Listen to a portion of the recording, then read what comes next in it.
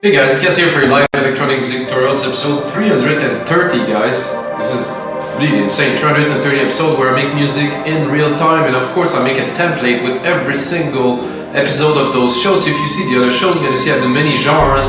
I produce electronic music for over 20 something years and I love it and I want to keep on doing it, and the best way for me to keep on doing it is to share all the knowledge that I accumulated over those years with you through those episodes. And today guys, I'm going to make some orchestral trance. What do I mean by orchestral trance? Well, it's probably playing right now so you can hear it.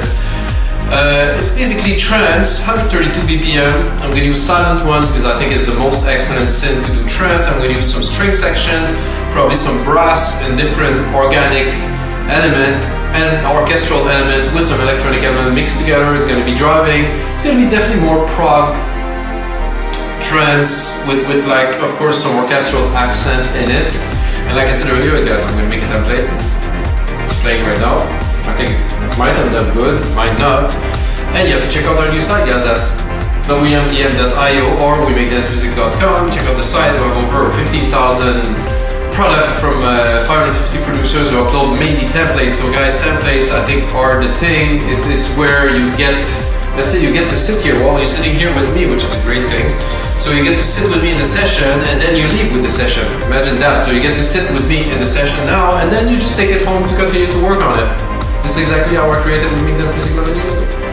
Anyway, let's get started. I have to change, switch to headphones. And yeah, one thing I have to do again, I'm going to switch my setup here to headphones because I don't think I have here. Just to change the curve here to make sure I have a flat response. It does actually make a difference because when I actually get to mix on the speakers after I get the setup there, it's cleaner. So this is what we start with. It's a bit terrible. It's like a tape playing. So let's just put. This is what I start with. I wanted to build an idea, so I put this on. There's a pad here.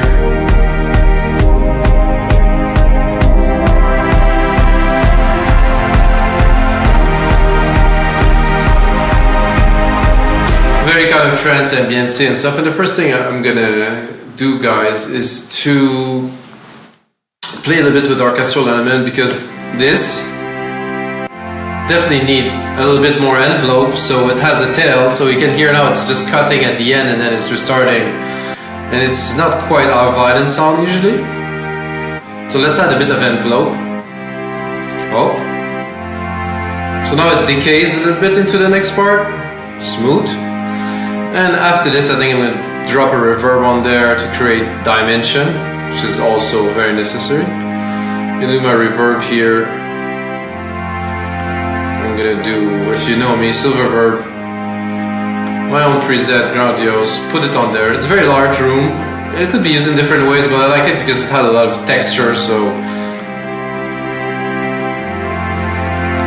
much smoother already. Maybe a bit too much now. Then EQ it. If you don't EQ your reverb guys, you might see here on 200 this is already very crowded, and when you get it up in your mix it's gonna get busy there and you're not gonna be able to have a clean mix. So I want the signal of the reverb. Yes, I want a bit of this, but I want to cut it, mainly about like 200, maybe a bit higher. Say 500 here, but the curve is here, so now I could boost it so we'll hear the result. It's more airy, it's much more ambient than if I have the low end in there, so okay. Let's bring it together. Drop this. I'm gonna use the pad as a starting point, for this, so I'm gonna go into the pad, put it on touch, drop some automations here just to write something, put A to show the automation, show the cutoff of the alchemy here. Put it to read because if not I will keep on writing automation. It's going to become very messy. It's not the pad. The pad is way too loud. The pad should be in the back because they take all the space. It's not like a bass set that come here and there. The pad is very present and it takes a lot of room in the mix. So you want your pad not to be completely thin but to be quite controlled. See, there's a lot of low end here which I don't want because when I'm going to put my bass line I don't want it to interfere. I was listening to a radio show. I mean, I'm gonna say it, to Nora and Pure on my way. I was running this morning, and I listened to a track, and I mean, the ideas in the track were just splendid. It was such a great track. Like, everything was there, except that the mix was just like terrible, guys. I mean, it's for me, because I'm an engineer, I listen to things differently, right? And then the mix was just like, so everything was really clashing together, and I could really hear it. And then they compressed it a lot on top, and they tried to make it better, but you just cannot do this at this point, because if you have so much frequency crowding, let's say the 60 to 200 hertz or even 400 hertz, you're doomed. You know, everything is there. It's like muddy and stuff. You're gonna compress it, you're gonna make it cleaner and stuff, but you cannot just remove it or remove some frequencies. So it's very important to clean your lower end, guys. Then I'm gonna go, the kicks I think are not very balanced too, so I'm gonna lower them a little bit. Let's say we take both of those kicks here. I'm gonna send them to separate bus, because it is already on the bus of this drum machine designer. I'm gonna just do my own bus here, bus 7. Then I'm gonna look at the output of bus 7 to see how much my two kicks are together. I'm gonna drop it around -9, -10 is a standard for me, so you have a decent mix. Then you can calibrate the rest of the element to the kick. If you go higher than, I would say, -8, you will have problem mixing your track. It's like a staple for me. I've been doing this type of mix for a really, really long time. See, now the kick is lower, I'm gonna have to drop the elements. So another very important part of mixing trance, which is complex because sometimes you have a lot of layers, guys, is to really mix it, to really think if the elements are colliding, are they tight, or do they work, am I adding too much, is it just like a pile of stuff on top of each other, you know? And the kick have to be there, then you just build the element upon it. And if you question it, I have a way to do it personally, is I drop all the pot, I take the busiest part of the track, and then I slowly raise them one by one with the basis of the kick at around -10 dB. And then I raise them just enough, and then you're gonna see your mix will come out completely different, and you're probably you're gonna be able to have more air and more space in the mix, which will translate a lot better in a bigger sound system. So this is cool. I talk a lot today. Like I said, I went for a run today, so those days are good days. I'm gonna drop the strings, but really, I'm really gonna cut most of low, and I want a little bit of mid-lows here, not so much, but then I'm really gonna put them in the back. I want to hear them, but they're just there to support a little bit, because strings are very rich, there's a lot of tone to them and they take a lot of space, so I want some space for my arps, my bass, and my other elements. First thing I'm gonna do is I'm gonna go here, drop a snare, just quickly build some basic elements with you guys. So quick snare, 1 out of 2 pattern of the kick, of course. This is just the basic to kind of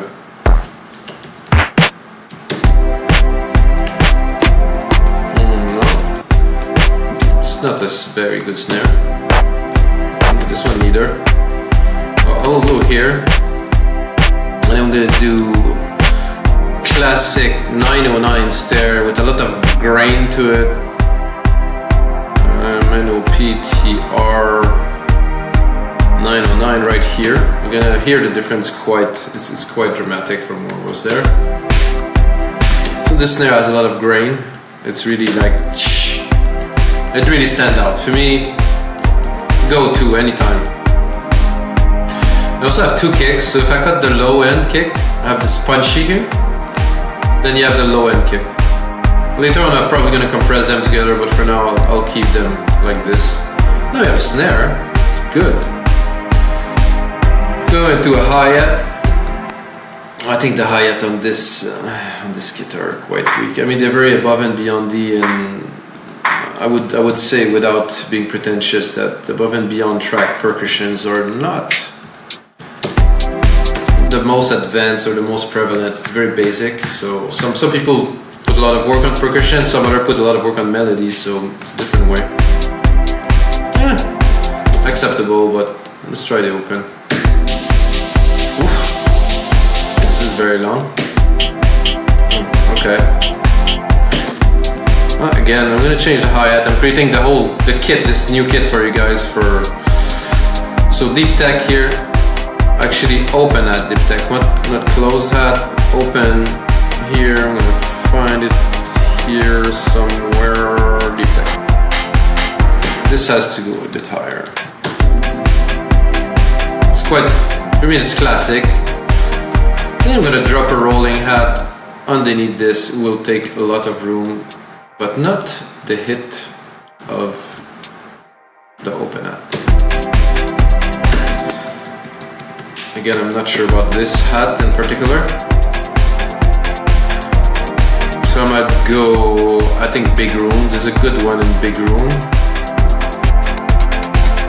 This is more like kind of 808-y. And I don't want to waste too much time on that for you guys. So, no, not exciting. I'll do the big room. And then mix it properly, really put it in the back because it's very intense. I think I'm probably going to take a bit of the top end and exaggerate it a little bit here. So I want really the clicky, and also too much presence here, about 500-800. It's not a good idea. So now that I have that, I can really pull it in the back. What I'm going to do is I'm going to do a bit of a delay to give it some dimension. I'm going to hit right away because it's already set to 10 and 20. So this is interesting. I think it's a bit much. 35 and 10. So what's happening now without? This is really static. When you put that, then you can hear it. It's really going in a stereo field in a different way. It's fun. Make it more groovy and more dynamic. There's some percussions there. I always find this funny thing about you call something percussions. Oh, it's kind of interesting. Oh, it's like just a tick tick.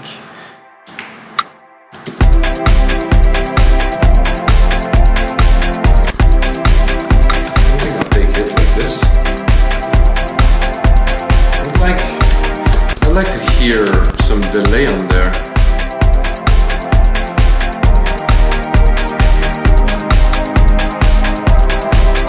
Okay, interesting.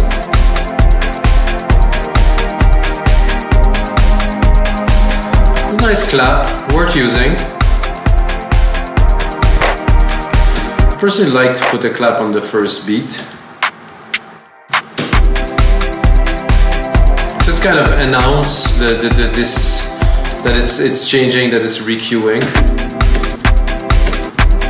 Two claps are very much the same.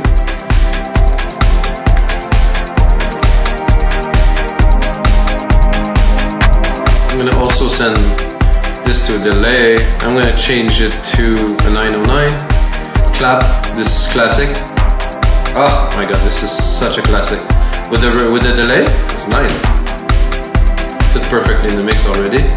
Okay, now I'm gonna get into the meat of things, guys. I'm just thinking what type of bass I will introduce. Like groovy, arpeggiated. I mean, the choices are like I made so many tracks in my life that I have a lot in my registry of things. So I will first take the keys here. I'm gonna take just the bass keys, of course, at the bottom here. Obviously not that, and I'm taking so that there's different. There's so many different things to do this. So just like it. Oh, I can hear something. For silent, it's a bit low. I'm gonna go up an octave. Important.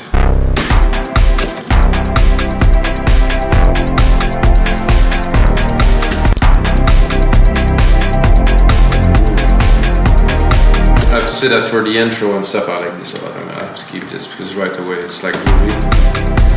Then, very important, drop a sidechain on it. Take your instrument, which is the kick, above and beyond kick. Get the signal in there, sidechain it. Drop some compression in there. Get it to groove. Now we can probably bring a little bit more volume out of this pad.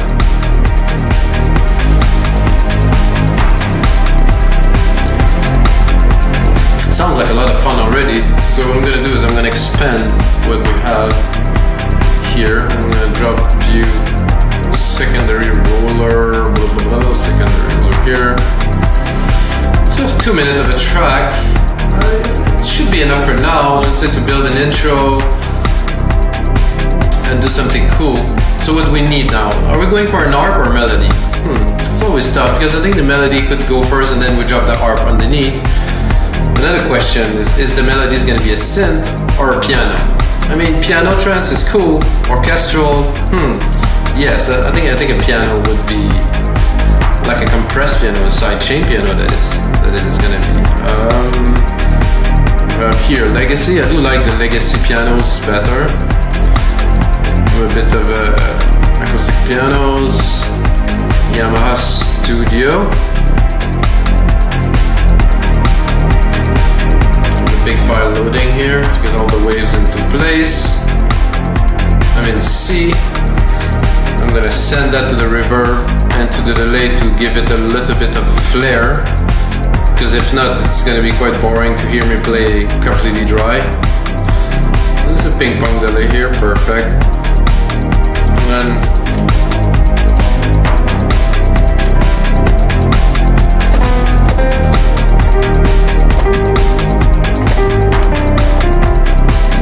reverb did not. I got 2 times the same. Bus 3 here. And bus 7 here. Oh, bus 7. This is the one I wanted. Here we go.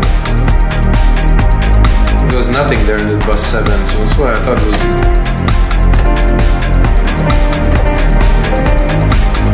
It's always a tough part when you record live.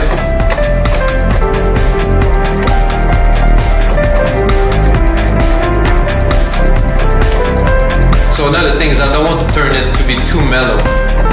So you still have to preserve the energy. So if you do too much piano-y kind of melody, get to be smooth. But again, Robert Miles, you know.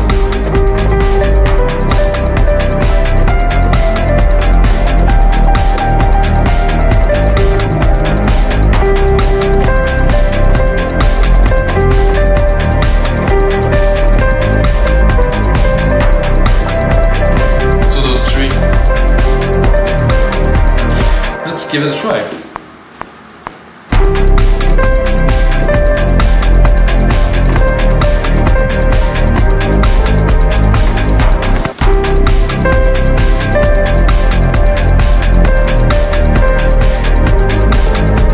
Okay, so, you know, not to make things complicated because I'm recording live, I'm going to use this melody, and then of course we have the magic of the sequencer, you know, which gives us infinite possibilities.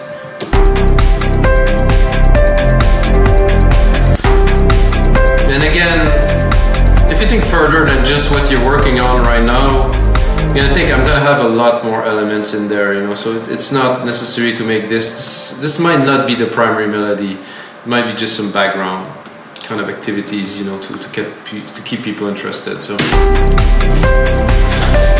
what I've just done is, of course, that was a little bit of a miss there.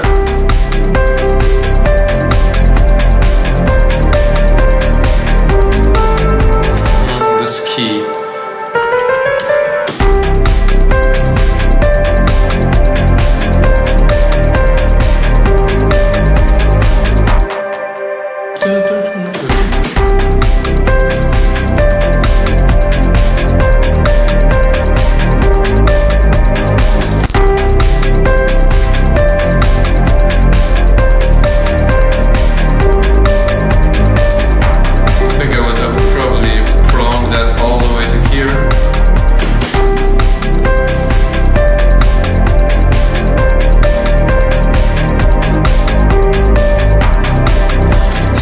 If I create a loop and I bring it,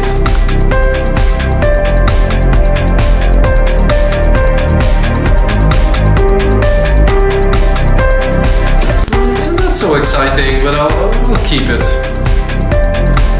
There's always time for production later, you know, now it's creative time, so there's always a big difference. I don't know if you guys do separation, but there's the creative process, you know. And then you have arrangement, and then you have mixing, and of course you have mastering, and then there's promotion and all this stuff. But just the creative part is where you just get to output the elements, and then once you go into arranging and mixing, you really go into the next step, you know. So this step should be really all about inputting. I'm not going to start arranging the track just yet because I just want to input ideas. Actually, I like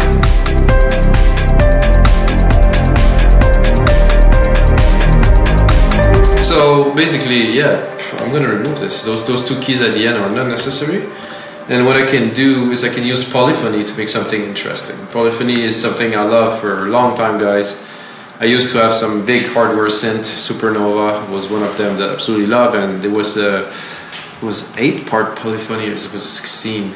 I could layer, I think, 16, but it was 8-part that I can run at the same time with the same key, so I could really play. And it was hardware synth with a lot of knobs. Oh my god, it was so much fun. So what I'm going to do is I'm going to take the last key I have here.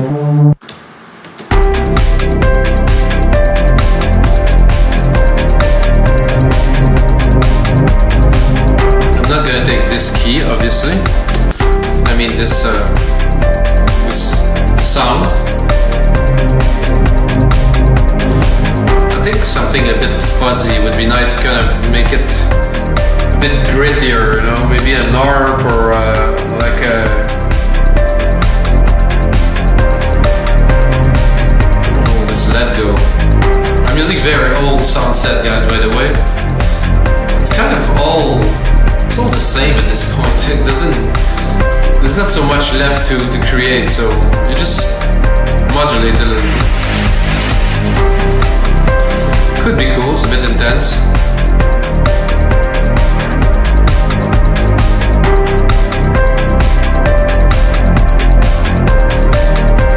Let's go a bit further in there.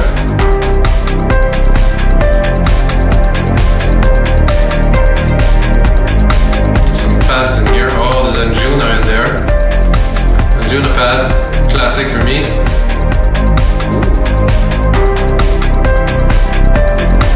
Kind of create a variation from the other pad we have in there.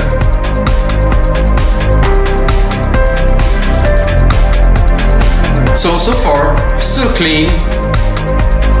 This pad is doing quite well. So what I'm gonna do is I'm gonna take my string section here, go in there, create an Arpeggiator with silent one.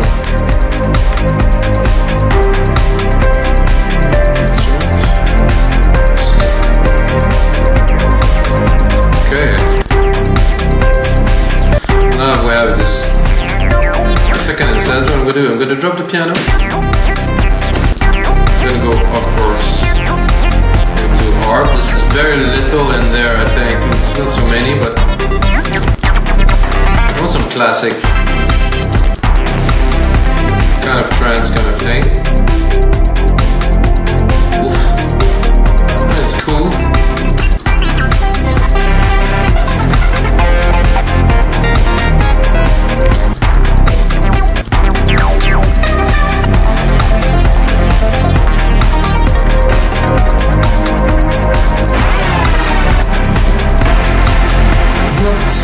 Great arps in there, I would say.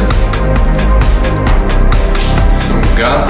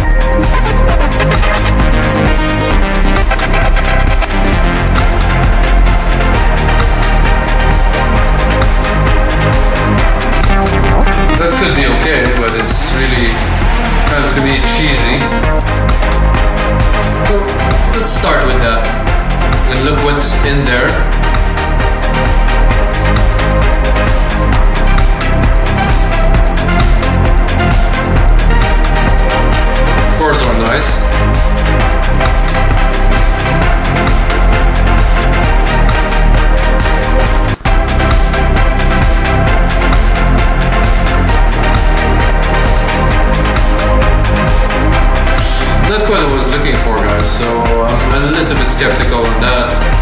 So what I do in those occasions, because I'm going live with you guys, of course, is I'm gonna shut it down. I'm gonna go into Alchemy, which gets some very decent harps.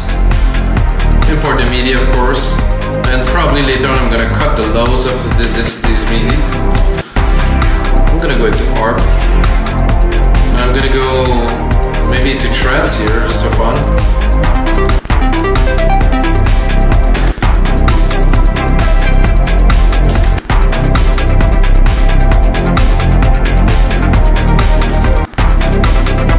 It's kind of classic.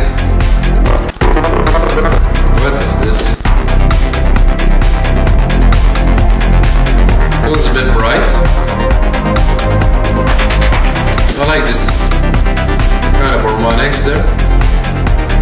Also find out, guys, that when you mix different synth and you have different sound sources in a track, it definitely bring like a different, like something more rich, you know, of course, because you have different sound sources, different oscillators, different things. You see that already? I play with the filter a little bit. Really nice controls on, of course, on Alchemy. Bring back put the filter, put a bit of volume. We need sidechain, guys. I don't know why there's no sidechain on this channel here. Wait a second. I'm gonna go in there, I'm gonna pick my comp from here. Option, Command, poof, copied. I think I'm gonna do the same here with the rest of the element to get everything to pump in sync, which does make a difference really already. Then we can try to put on another layer bar. Hey. No, I'd rather do those stabs myself. If I want some stabs, I'll make them up. Then let's try to bring the piano. It might work.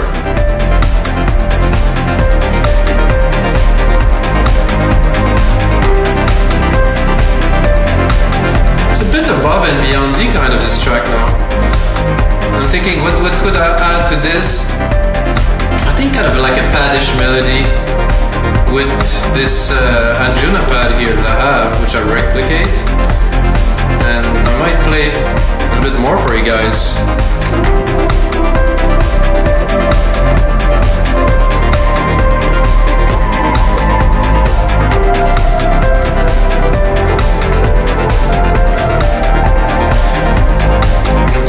If I take my piano here,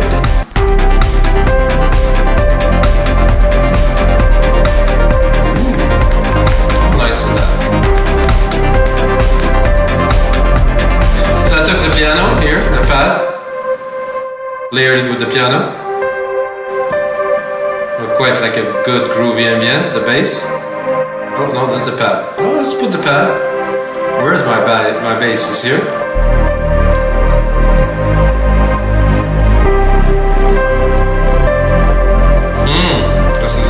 Quite a good breakdown. Then we have this other pad, which is it's the same key, so let's do something to make it different. I'm gonna go up, then I'm gonna drop an arp on there, just for fun.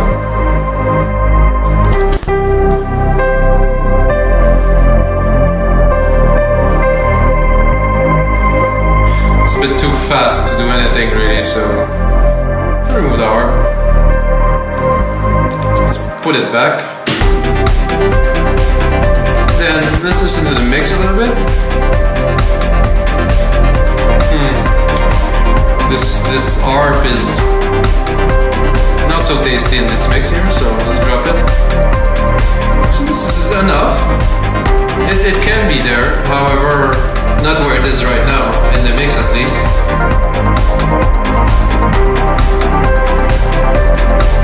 You can use it as a driver in the back, absolutely fine, but not at the forefront. This one too.